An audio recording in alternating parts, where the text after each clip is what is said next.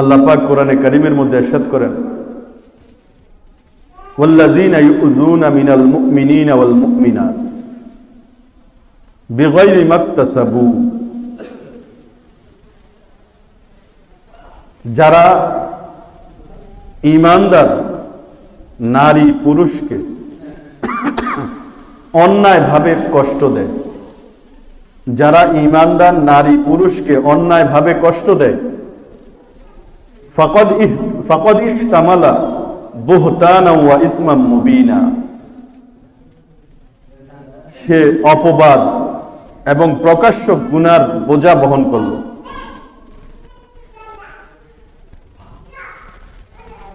যে অন্যায়ভাবে কেউ কোনো কাজ, যে কাজটা কেউ করে না, যার মধ্যে এই অপরাধটা নাই, অন্যায়টা নাই, এই ধরনের কথা বলে তাকে কষ্ট দিল, অথবা আছে তার পিছনে, যেটা গীবত,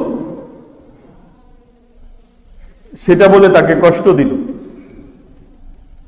তো দোনোটাই অপরাধ। এত তার মধ্যে ঈমানদার নারী পুরুষ, তার মধ্যে এই অন্যায়টা নাই, তারপরেও সে এটা বলল যে অমুক এই কাজটা করেছে, অমুক এই অন্যায়টা করেছে, এটা তো তার উপর অপবাদ লাগানো, এটা তো গীবতের চেয়ে জঘন্য। আর গীবত তো এইভাবে জঘন্য।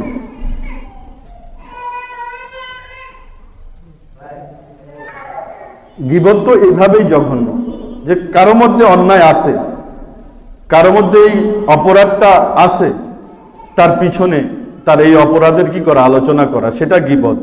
আর নাই সেটা আলোচনা করা, সেটা হলো বহতান, সেটা তাকে অপবাদ দেওয়া।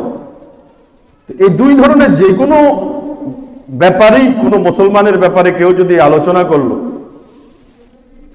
আর মুসলমান তার মনে কষ্ট পাইল, এটার কারণে যে এই চর্চা করলো, যে আলোচনা করলো, সে কবিরা গুনাহকারী হইল, সে কবিরা গুনাহ করলো। আল্লাহ পাক এই কোরআনের মধ্যে এইভাবে ইরশাদ করেছেন, ওয়াল্লাযীনা